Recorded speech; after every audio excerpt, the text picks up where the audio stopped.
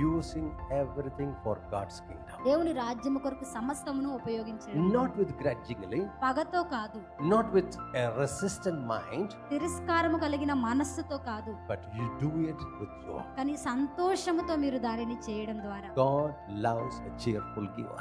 సంతోషముగా ఉత్సాహముగా ఇచ్చేవారిని దేవుడు ప్రేమిస్తారు. It's not talking about money. చాలా మంది ఇది డబ్బు గురించి మాట్లాడుతుంటారు, కానీ ఇది డబ్బు గురించింది కాదు. No, it's talking about everything that you have. మీరు కలిగి ఉన్న సమస్తమును గురించి ఇది మాట్లాడుతుంది. If you are given a responsibility in the church, ఒకవేళ మీకు సంఘములో ఏదైనా బాధ్యత ఇవ్వబడినట్లయితే do it with joy. దాన్ని సంతోషముతో చేయండి. Even if you are not given a responsibility in the church, ఒకవేళ సంఘంలో మీకు ఏ బాధ్యత ఇవ్వకపోయినా సరే look around, చుట్టూ చూడండి, see what I can do, నేనేం చేయగలను అని చూడండి, do it, దానిని చేయండి, and do it with a complete heart, పూర్ణ హృదయముతో దానిని చేయండి. and your life will be changed. మీ జీవితము మారుతుంది.